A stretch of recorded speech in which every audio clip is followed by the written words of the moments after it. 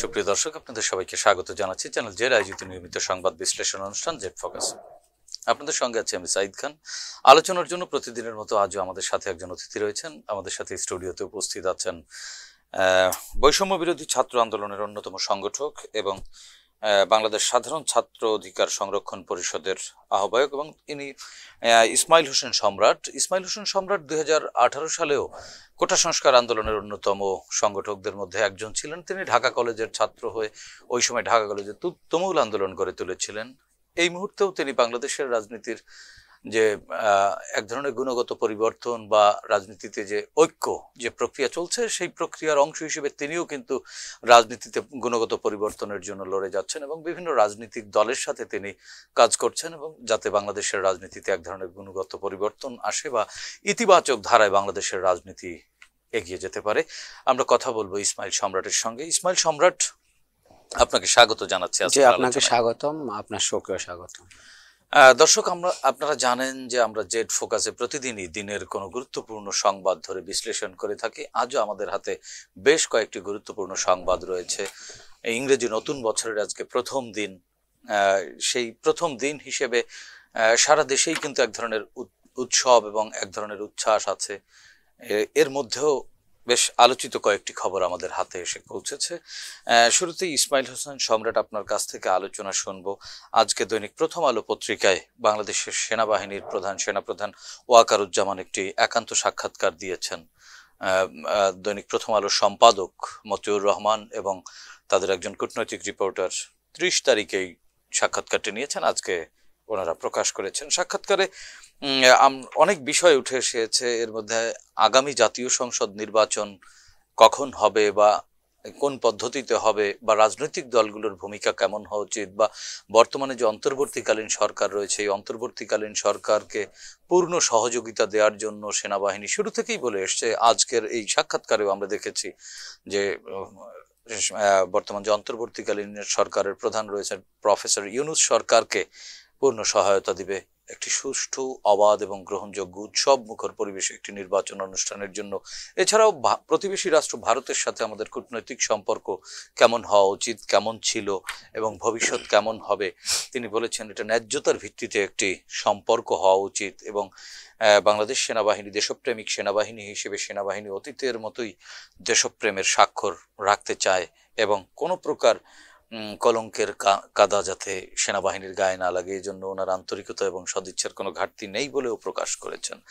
এই মুহূর্তে কিন্তু বাংলাদেশের দুইটি বিষয় আলোচিত। একটি হচ্ছে আগামী জাতীয় সংসদ নির্বাচন কেমন হবে, কেমন প্রত্যাশা রাজনৈতিক দলগুলোর এক ধরনের প্রত্যাশা। আপনারা যারা বৈষম্য বিরোধী আন্দোলন এবং 2018 সালে যে কোটা সংস্কার আন্দোলনের গোড়াপত্তনের মধ্য দিয়েই চূড়ান্ত 2024-এর বৈষম্য বিরোধী আন্দোলন 7 দফা, 8 দফা, 9 দফা থেকে ঘুরে 1 দফা শেখ হাসিনার পতনের আন্দোলনে আপনাদের অনেক সহপাঠী বা আপনাদের ছোট ভাইয়েরা, অনেক ছোট ভাইয়েরা, অনুজেরা রাজপথে প্রাণ দিয়েছে। এর বিনিময়ে আমরা একটা নতুন বাংলাদেশের স্বপ্ন দেখছি। গোটা জাতির মধ্যে এক ধরনের আশা কাজ করছে। আজকে সেনাপ্রধানের যে সাক্ষাৎকার, আগামী নির্বাচন যে অন্তর্বর্তীকালীন সরকারের পক্ষ থেকে যে সময়সীমা বেঁধে দেওয়া হয়েছে বা যে সময়সীমার কথা বলা হয়েছে, সেনাপ্রধানও বলেছেন এই সময়সীমার মধ্যে পূর্ণ সহায়তা করবে।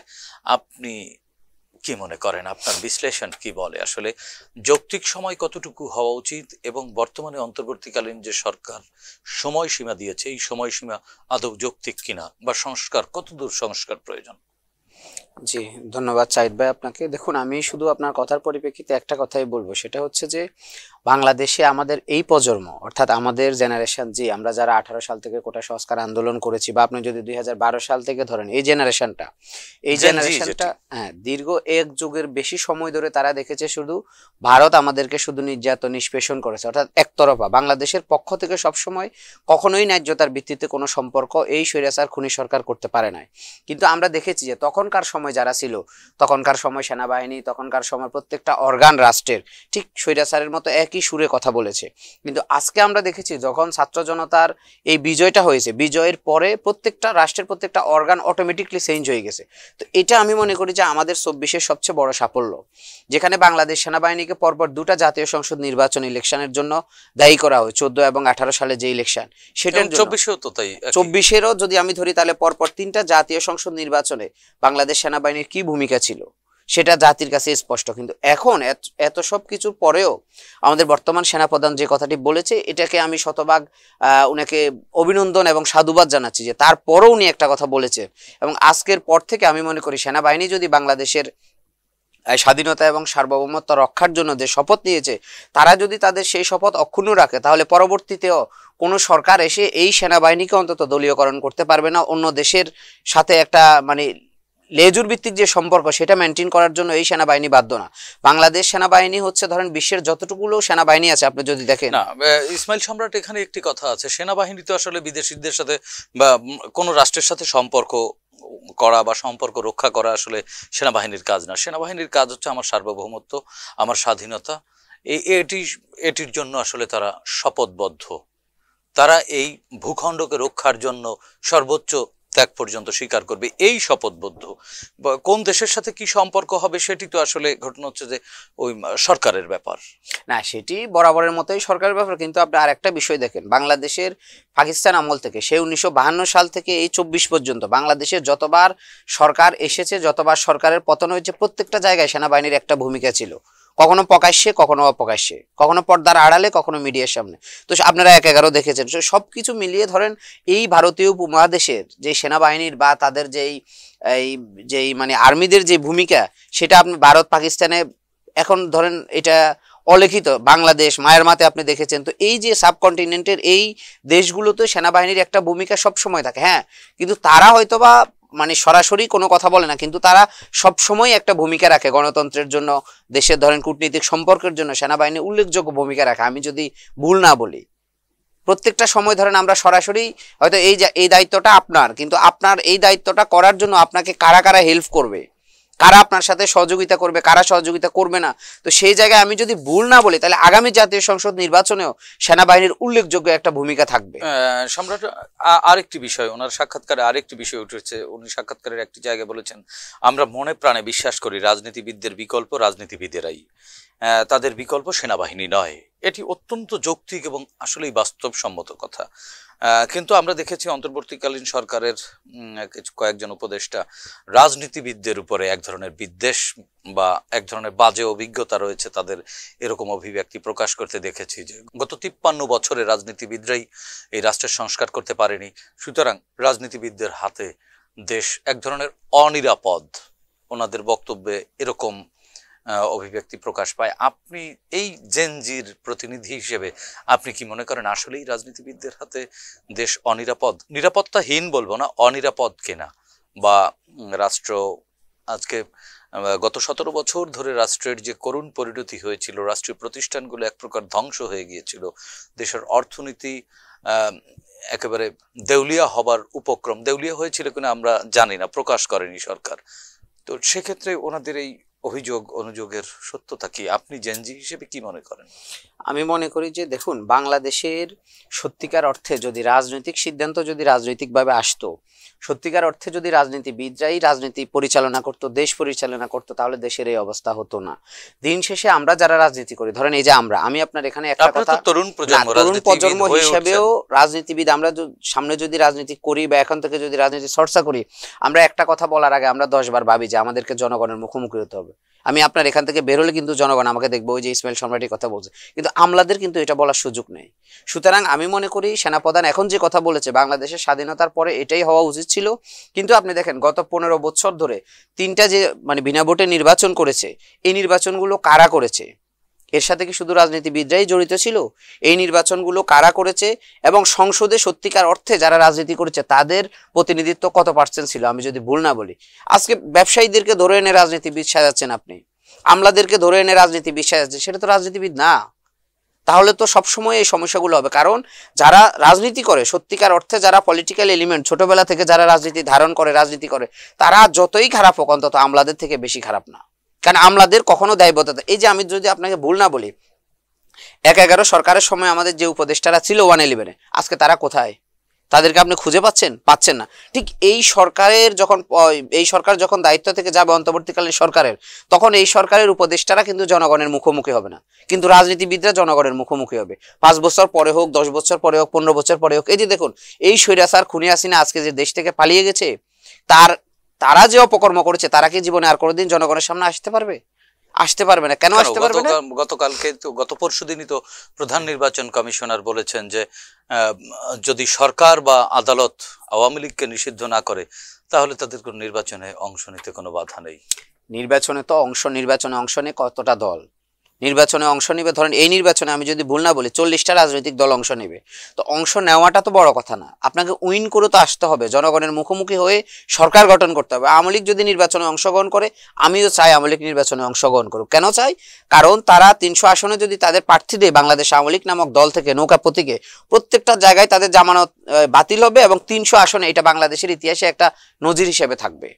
এই জন্য আমরা আওয়ামী লীগকে নির্বাচনে চাচ্ছি, যে তারা জনগণের মুখোমুখি হবে, জনগণ তাদেরকে বিচার করবে। এই সরকার ধরেন একটা সিদ্ধান্ত নিল, ছাত্র জনতা একটা সিদ্ধান্ত নিল, বললো যে আমরা আওয়ামী লীগকে নিষিদ্ধ করলাম। আমরা এইটার পক্ষে না। আমরা কোনটার পক্ষে? আমরা অবাধ, সুষ্ঠু, নিরপেক্ষ যখন একটা নির্বাচন হবে, শতভাগ অবাধ, সুষ্ঠু, নিরপেক্ষ নির্বাচন, তখন দেখবেন যে আওয়ামী লীগ অটোমেটিকলি তাদের নিবন্ধন বাতিল হয়ে যাবে। একটা আসন, প্রত্যেকটা আসনে তাদের জামানত বাতিল হবে। তো সেই জায়গায় আমরা চাচ্ছি যে এই জন্য আওয়ামী লীগ নির্বাচনে আসুক। কিন্তু নাগরিক কমিটি এবং বৈষম্য বিরোধী যে ছাত্র প্ল্যাটফর্মটি রয়েছে, আপনিও যে প্ল্যাটফর্মে ছিলেন সেই প্ল্যাটফর্মে আপনিও ছিলেন একটা সময়, এখন হয়তো আপনি সিনিয়র হয়েছেন, আপনার অনুযায়ীরা এই নেতৃত্ব দিচ্ছে, তাদের পক্ষ থেকে আওয়ামী লীগকে নিষিদ্ধের এক ধরনের প্রেশার সরকারকে দেয়া হচ্ছে।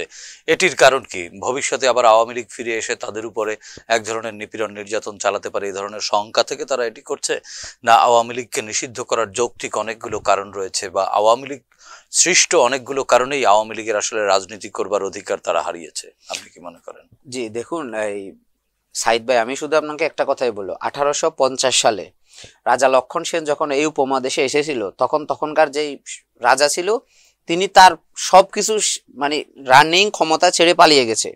তো এইটা ভারতীয় উপমহাদেশে আর কখনো রিপিট হয় না, আমি যদি ইতিহাস থেকে শিক্ষা নিই।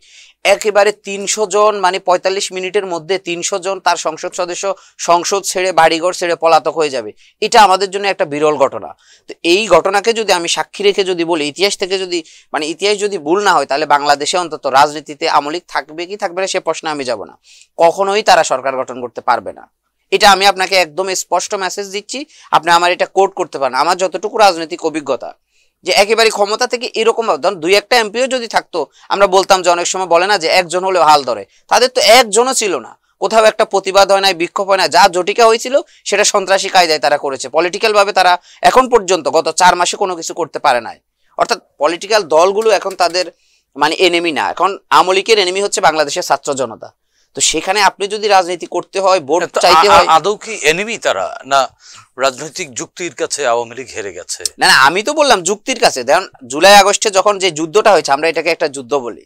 আপনি দেখেন বাংলাদেশের স্বাধীনতার আগে পরে কিন্তু এরকম হয় না। 1971 সালে একেবারে ভাষা আন্দোলন থেকে, ভাষা আন্দোলনে কি হেলিকপ্টারে করে গুলি করেছে দেশের ছাত্র জনতার উপর? করে নাই। কিন্তু এই সরকার, এই স্বৈরাচার সরকার সেটা করেছে, খুনি হাসিনা। অর্থাৎ তার যতটুকু ছিল, মানে যুদ্ধের সময় যা যা টুলস ছিল, যুদ্ধের সময় যা যা ব্যবহার করা দরকার, Bangladesh police, Bangladesh RAB, BDR, সেনাবাহিনী পর্যন্ত তিনি নিয়োগ করেছেন। তারপরও তিনি ক্ষমতায় থাকতে পারে না, তাকে পালিয়ে যেতে হয়েছে। এতটা অন্যায় অপকর্ম করেছে। সবচেয়ে বড় কথা হচ্ছে, দেখুন, আপনি যদি আমাকে এখন বলেন যে সম্রাট, তোমাকে আমি একেবারে সোনার খাঁচায় বন্দি করে রাখবো, চতুর্দিকে তোমার সোনা, তোমার যে খাট সেখানেও তুমি সোনার খাটে ঘুমাবা, তোমাকে এখান থেকে বের হতে দেবে না, আমি বলবো যে না, আমি বের হবো, প্রয়োজনে আমি রিক্সা চালাই খাবো। এই যে একটা স্বাধীনতা, বাংলাদেশের মানুষ সবসময় স্বাধীন চেতা। এই সরকার কিছু অবকাঠামোগত উন্নয়ন করেছে, মানুষের বাক স্বাধীনতাকে চেপে ধরেছে। অবকাঠামোগত উন্নয়ন যেই সরকার আসে কম বেশি সবসময় হবে, কিন্তু বাংলাদেশের স্বাধীনতার পরে আমি যদি বলি পাকিস্তান আমলে 15 বছরে যা হয়েছে সেটা হয় নাই। পাকিস্তানিরা বাংলাদেশের মানুষের সাথে বৈষম্য করেছে, সেটা ঠিক আছে, পূর্ব পাকিস্তানের সাথে আপনি যদি বৈষম্যের চারটা দেখেন, কিন্তু এই সরকার সেটাকেও ছাড়িয়ে গেছে। অর্থাৎ ছাত্রলীগ, যুবলীগ ছাড়া কোথাও কোনো কাজ পেত না, কোথাও কোনো চাকরিতে নিয়োগ হতো না, যা সব একদলীয়করণ করেছে। একেবারে গ্রামের চৌকিদার থেকে শুরু করে সচিব পর্যন্ত একদলীয়করণ করেছে। একদলীয়করণ করার পরে এক ব্যক্তি, যদি দলও থাকতো আওয়ামী লীগ, তাহলে আওয়ামী লীগের এই অবস্থা হতো না। একমাত্র সব কিছু গণভবনে নিয়ে গেছে। তো গণভবন থেকে তিনি পালিয়ে গেছে, সবকিছু পালিয়ে গেছে। তো সুতরাং আওয়ামী লীগ দল না, আওয়ামী লীগ ব্যক্তি। ব্যক্তি স্বৈরাচার শেখ হাসিনা পালিয়ে গেছে, মানে আওয়ামী লীগের সাপ্টার এদেশে ক্লোজ হয়েছে, রাজনৈতিকভাবে ক্লোজ হয়েছে। এখন তারা জটিকা মিছিল করতে পারে, সন্ত্রাসী হামলা করতে পারে, অপতৎপরতা করতে পারে বাংলাদেশ রাষ্ট্রের বিরুদ্ধে। তারা যতদিন থাকবে ততদিন তারা অপতৎপরতা এবং সন্ত্রাসী কার্যক্রম করবে। কেন? কারণ তারা জুলাই আগস্টের সরাসরি যুদ্ধে হেরে গিয়েছিল। তারা এখন পরাজিত শক্তি। আর আপনি যদি ইতিহাস থেকে দেখুন, পরাজিত শক্তির সবসময় কাজ হচ্ছে তারা সন্ত্রাসী কার্যক্রম করবে, তারা বাংলাদেশের উন্নয়নকে কখনোই সহ্য করবে না। এটা একেবারে যতদিন বাংলাদেশ থাকবে। আরেকটি জিনিস ইসমাইল সম্রাট, সেটি হচ্ছে যে প্রধান উপদেষ্টার কার্যালয় পক্ষ থেকে কিন্তু এখনো পর্যন্ত ওইভাবে ভোটের কোনো দিন তারিখ বা রোড ম্যাপের কথা বলা হয়নি, এক ধরনের সম্ভাব্যতা বলা হয়েছে। কিন্তু সেনাপ্রধানের এই বক্তব্য এবং প্রধান উপদেষ্টার বক্তব্য যদি পাশাপাশি দাঁড় করি, যে সেনাপ্রধান বলেছেন যে প্রধান উপদেষ্টার পক্ষ থেকে যে সময়সীমার কথা বলা হয়েছে সেই সময়সীমা পর্যন্ত বাংলাদেশ সেনাবাহিনী এই সরকারকে সহযোগিতা করে যাবে, কিন্তু আসলে সময়সীমাটা কি? কারণ প্রধান উপদেষ্টার পক্ষ থেকে বলা হয়েছে যে ডিসেম্বরের মধ্যে বা 2026 সালের প্রথমার্ধে, প্রথম দিকেই নির্বাচন। সেই জায়গা থেকে প্রধান উপদেষ্টার কার্যালয়ের প্রেস সচিব তিনি কিন্তু বলেছেন যে 30 জুনের মধ্যে। আসলে কোনটা সঠিক সময়সীমা? 26-30 জুন। হ্যাঁ, কোনটাকে ধরে আসলে আমরা এগোবো, বা আপনারা যারা রাজনীতি করছেন আপনারা এগোচ্ছেন বা আপনারা আশাবাদী হচ্ছেন? দেখুন সাইদ ভাই, আমরা যারা রাজনীতি করি বা বাংলাদেশের যারা রাজনীতিবিদ, তারা সবসময় রাজনীতিকে রাজনৈতিকভাবে দেখে। এখন এই সরকার যদি বলে 30 সাল পর্যন্ত থাকবে, আপনি সেটা মাঠেই দেখবেন তারা কয়দিন থাকতে পারে। তো সময়সীমা নির্ধারণ করে বাংলাদেশে কখনো কোনো রাজনৈতিক সরকার আসেও নাই, যায়ও নাই। না, রাজনৈতিক সরকারের কথা বলিনি আমি পরবর্তী জাতীয় সংসদ নির্বাচন, সেটাই বললাম, পরবর্তী রাজনৈতিক মানে পরবর্তী নির্বাচনের কথাই বললাম। দেখুন, আমরা এর আগে দেখেছি, আপনি যাই বলেন 2009 যে ইলেকশন হয়েছিল, সেই ইলেকশন আপনি দেখেছেন 3 মাসের মধ্যে কিন্তু একটা অবাধ, সুষ্ঠু, নিরপেক্ষ নির্বাচন দিয়েছে তত্ত্বাবধায়ক সরকার। তা আমি যদি ভুল না বলি, এই সরকারের 4 মাস চলে গিয়েছে, সেপ্টেম্বর, অক্টোবর, নভেম্বর, ডিসেম্বর, 5 মাস। তো এই 5 মাসে এই সরকার কি সংস্কার করেছে? আমরা যদি সরকারের সমালোচক হিসেবে প্রশ্ন করি যে ঠিক আছে, আমরা বৈষম্য বিরোধী ছাত্র জনতা আপনাদেরকে নিয়োগ দিয়েছি, বাংলাদেশে এখন একটা সরকার আছে, বাংলাদেশে কোনো মব নেই, বাংলাদেশে কোনো কিছু নেই, তো বাংলাদেশে একটা বোর্ডই তো আছে সরকার। তো এখন বাংলাদেশে যা কিছু হবে সব কিছু দায়ভার এই সরকারকে নিতে হবে, কারণ তারা রানিং পিরিয়ডে, আমি যদি ভুল না বলি, যা কিছু হবে, যেমন ধরেন সচিবালয় অগ্নিকাণ্ড হয়েছিল, তার দায়ভারও সরাসরি এই সরকারকে নিতে হবে। ব্যর্থতার দায়ভার এবং সফলতার দায়ভার, দুইটা দায়ভার এই সরকারকে নিতে হবে। বৈষম্য বিরোধী ছাত্র আন্দোলন বলেন, জাতীয় নাগরিক কমিটি বলেন, তারা তো কোনো রাষ্ট্রের কোনো এলিমেন্ট না, রাষ্ট্রের এলিমেন্ট হচ্ছে গভর্নমেন্ট। বাংলাদেশে একটা গভর্নমেন্ট আছে। তা আমি সেটাই বললাম যে 3 মাসের মধ্যে যদি তত্ত্বাবধায়ক সরকার একটা নির্বাচন দিতে পারে, তাহলে এই সরকার 5 মাসে নির্বাচনের সংস্কারের জন্য কি করেছে?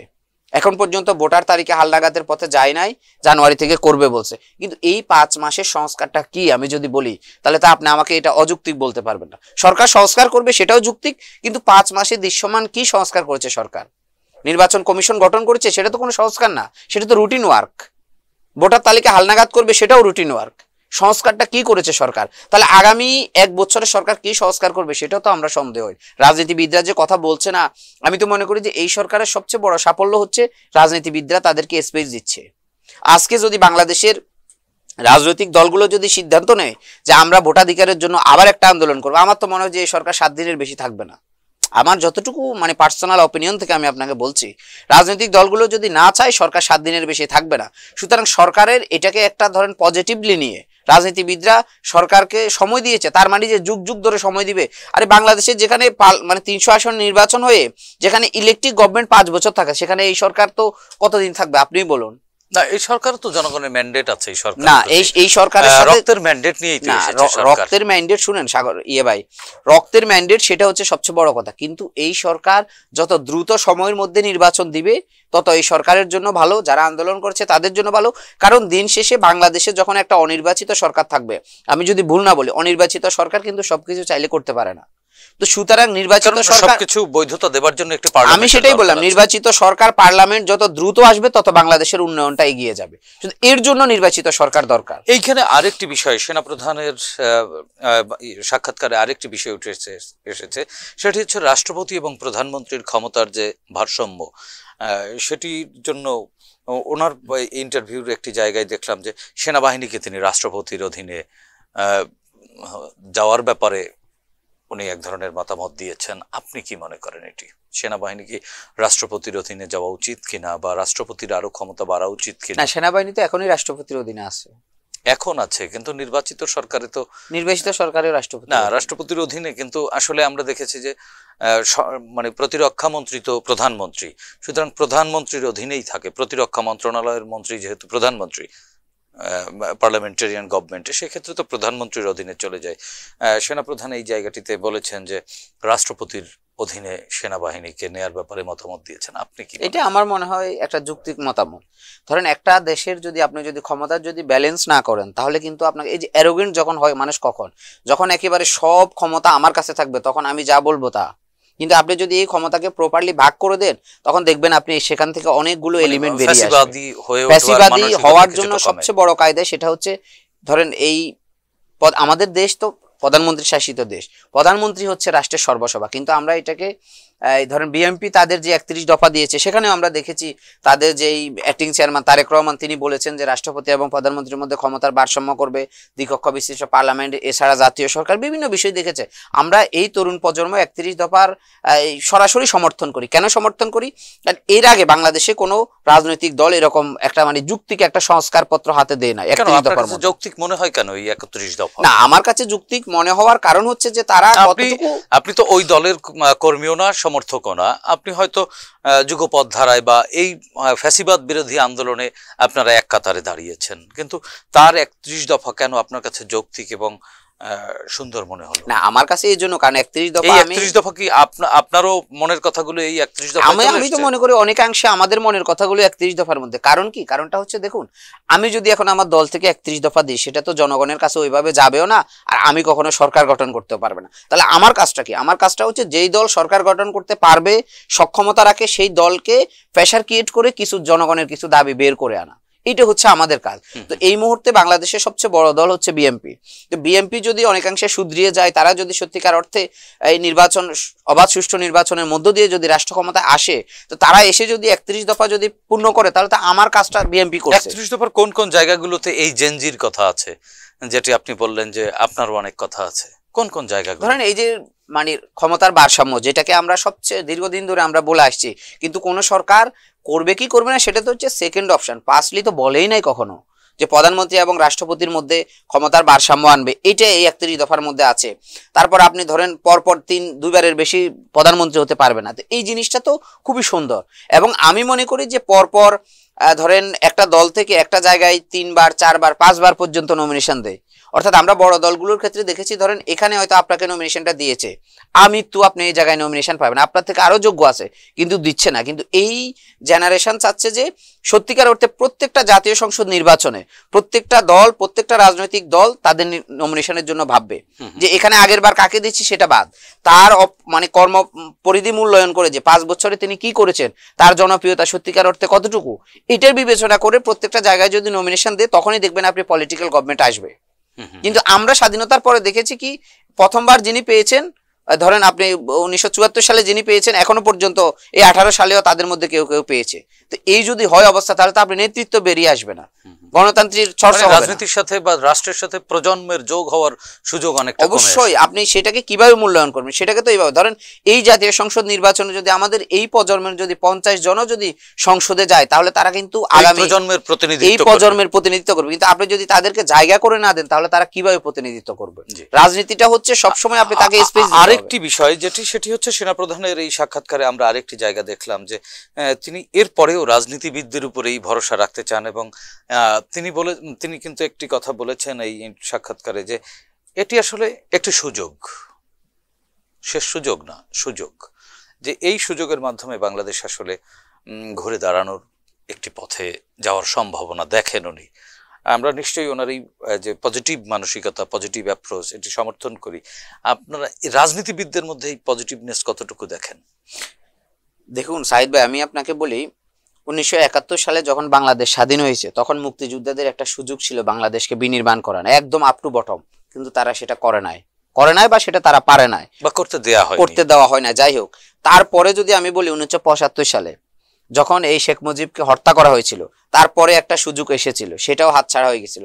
তারপরে ধরেন 1990 সালে সেটাও হয়ে গেছে, তারপরে 1/11 সরকারের সময় সেটাও হাতছাড়া হয়ে গেছিল। তাহলে এখন এটা যদি হাতছাড়া হয়, আমি মনে করি যে বাংলাদেশ আরো ধরেন 50 বছর পিছিয়ে যাবে। সেক্ষেত্রে এই মুহূর্তে আমরা দেখছি যে এই বৈষম্য বিরোধী আন্দোলনে বা এক দফার দাবি যে আন্দোলন, ফ্যাসিবাদ বিরোধী আন্দোলনে রাজনৈতিক দলগুলো যেভাবে কাঁধে কাঁধ মিলিয়ে ঐক্যবদ্ধভাবে আন্দোলনে বন্দুকের নলের মুখে বুক পেতে দিয়েছে, সেই রাজনৈতিক দলগুলোর মধ্যে এক ধরনের দূরত্ব সৃষ্টি আমরা দেখছি। যেমন সাম্প্রতিক সময় যদি বলি যে জামাতের রাজনীতিতে তারা এক ধরনের একলা চলনীতিতে চলছে, বা অন্যান্য রাজনৈতিক দলগুলোকে বিএনপি সহ বিএনপির মতো বড় রাজনৈতিক দলগুলোর প্রতি এক ধরনের ব্লেম গেমে তারা নেমেছে। যে বিএনপি, যেমন জামাতের আমির উনি একটি কথা বলেছেন যে চাঁদাবাজি নতুন রূপে ফিরে এসেছে, বা মুক্তিযুদ্ধের বা দেশপ্রেমিক শক্তি কারা, এ ধরনের এক ধরনের বক্তব্য আসছে, পাল্টা বক্তব্য আমরা বিএনপির পক্ষ থেকে শুনছি।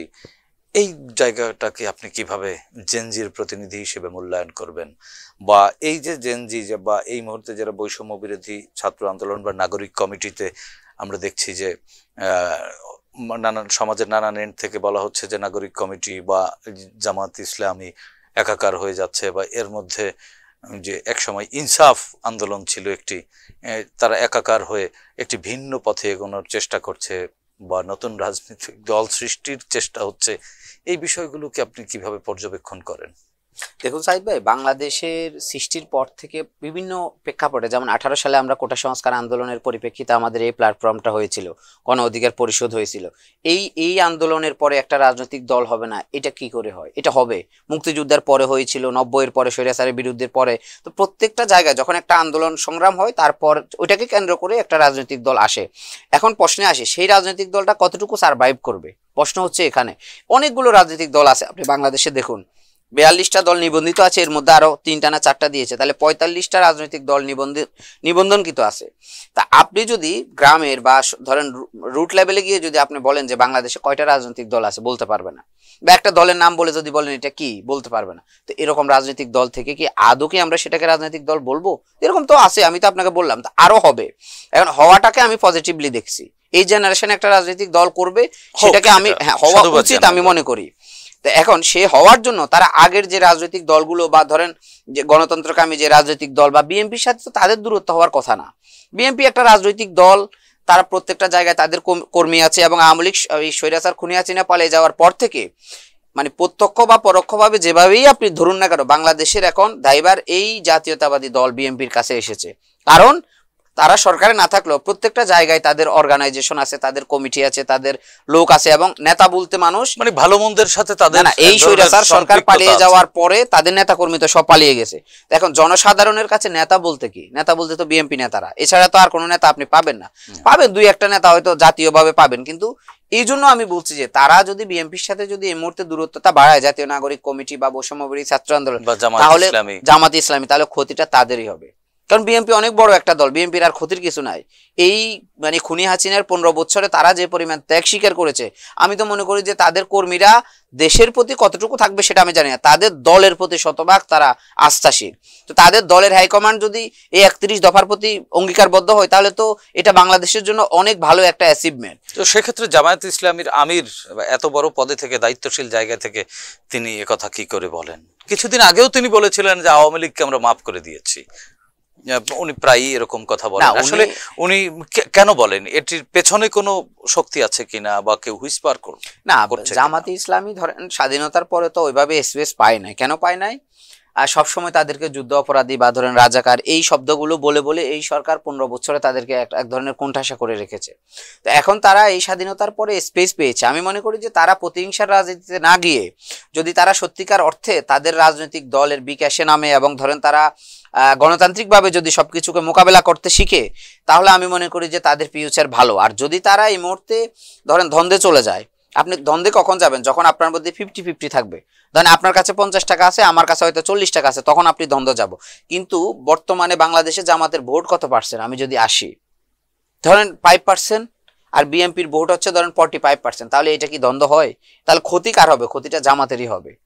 সুতরাং এই মুহূর্তে আমি বলবো, আমরা এই জেনারেশন চাচ্ছি যে বাংলাদেশে এমন একটা সরকার হবে, শুধুমাত্র আওয়ামী লীগ ছাড়া প্রত্যেকটা দল সেই সরকারের সাথে থাকবে। এমন একটা শক্তিশালী গণতান্ত্রিক সরকার হবে, যেটা গত 15 বছরের ম্যাচাকার 5 বছরের মধ্যে করতে পারবে। কিন্তু এখানে ইসমাইল সম্রাট, তাহলে তো এক ধরনের গণতান্ত্রিক শূন্যতা সৃষ্টি হবে। কারণ পার্লামেন্টে সব যদি সরকারের অংশীজন হয়, তাহলে বিরোধী দল কে হবে? না আমি সেটাই বললাম, পার্লামেন্টে যাবে, জামাতে ইসলাম তো পার্লামেন্টে যাবে, তারা যদি বিরোধী দল হয় তাহলে তো তাদেরকে তো আরেকটা দলের সাথে তো সম্পর্ক খারাপ করার এখন কিছু নাই, সেটা তো ভোটের মাঠে বিরোধী দল কে হবে এখন তো বলা যাচ্ছে না। বৈষম্য বিরোধী ছাত্র আন্দোলন হবে, জামাতে ইসলামী হবে, না বিএনপিও কে তো হবে, বিরোধী দল হতে পারে, অনেক কিছু হতে পারে, বিএনপিও হতে পারে, ধরেন এখন পর্যন্ত আমরা যদি বলি। সুতরাং এখন পর্যন্ত এই নির্বাচনের আগ পর্যন্ত প্রতিটা রাজনৈতিক দল যারা স্বৈরাচারের বিরুদ্ধে আমরা একসাথে লড়াই সংগ্রাম করেছি, আমরা সবার মধ্যে পাটল ধরা মানি এটা দেশের জন্য অশুভনীয় সংকেত। আপনি কি কোনো ষড়যন্ত্র দেখেন কিনা? আমি তো অবশ্যই ষড়যন্ত্র দেখি।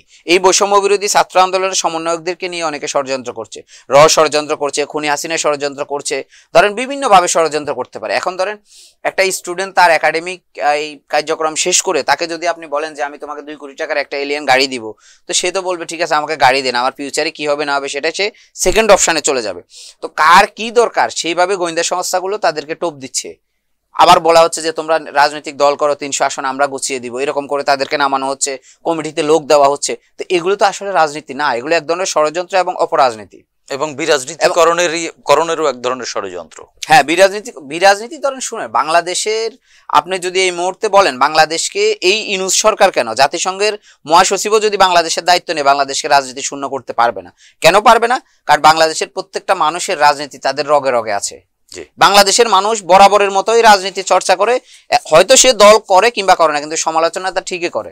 আপনি কি মানে প্রত্যাশা করেন, আমরা শেষ করব ছোট্ট করে, আমি প্রত্যাশা করি এই মুহূর্তে স্বৈরাচারের বিরুদ্ধে, আওয়ামী লীগের বিরুদ্ধে গত 15 বছরে যে দলগুলো একসাথে ছিল, জামাতে ইসলামও কিন্তু বিএনপির সাথে একসাথে হয়ে রাজনীতি আন্দোলন করেছে, এখন যেন তাদের ঐক্যের মধ্যে পাটল না ধরে এবং এই বৈষম্য বিরোধী ছাত্র আন্দোলন এবং জাতীয় নাগরিক কমিটিকে সবাই যেন সহযোগিতা করে তাদের রাজনীতি করার জন্য, এবং তারাই সবার সহযোগী হিসেবে কাজ, এবং তারাও যেন অন্য দলগুলোকে ধরেন বিএনপি জামাত সহ অন্য দলগুলোকে নিজেদের প্রতিপক্ষ মনে না করে, নিজেদের সহযোগী মনে করে যেন সামনে এগিয়ে যায়। তারা এখন ধরেন নতুন রাজনৈতিক দল করবে, কিন্তু অনেক অভিজ্ঞ রাজনৈতিক দল আছে যারা বিএনপি অনেকবার রাষ্ট্র পরিচালনা করছে, তাদের অভিজ্ঞতা শেয়ার করে তারা একেবারে ধরেন অ্যারোগেন্ট মনোভাব নিয়ে যে আমরাই সব করে ফেলবো, আমরাই সব করে ফেলছি, এই ধরনের মনোভাব যখন আসবে তখন এই ক্ষতিটা হবে এই বিপ্লবের সাথে যারা ছিল তাদেরই ক্ষতি হবে। দিন শেষে দেখবেন ঠিকই নির্বাচন হবে, রাজনৈতিক সরকার চলে আসবে, কিন্তু তারা লাভবান হবে না। সুতরাং বিপ্লবীরা যদি লাভবান হতে চায়, জুলাই আগস্টকে যদি সত্যিকার অর্থে মূল্যায়ন করতে চায়, তাহলে তারা কাউকে শত্রু না ভেবে প্রত্যেকের সাথে সহযোগিতাপূর্ণ সম্পর্ক রেখে সামনে যদি পথ চলে, আমার কাছে মনে হচ্ছে যে এটা তাদের জন্য ভালো হবে, বিপ্লবের জন্য ভালো হবে। ধন্যবাদ ইসমাইল সম্রাট। প্রিয় দর্শক, 36 জুলাই এ মাটির গর্ভে যে নতুন আলো প্রবেশ করিয়েছে, সে আলো ধরে রাখবার দায়িত্ব আমাদের সকলের। আর এই দায়িত্ব পালনের একমাত্র পথ হচ্ছে ঐক্যই আমাদের শক্তি। আমরা বিশ্বাস করি জুলাই বিপ্লবে যে ঐক্য আমাদের মধ্যে গড়ে উঠেছে, ভবিষ্যৎ বাংলাদেশ বিনির্মাণেও সে ঐক্য অব্যাহত থাকবে। কাঙ্ক্ষিত স্বপ্নের সোনার বাংলা আমরা প্রতিষ্ঠা করতে পারবো। প্রিয় দর্শক, ভালো থাকবেন, সুস্থ থাকবেন, চ্যানেল জেড এর সঙ্গেই থাকুন। খোদা হাফেজ।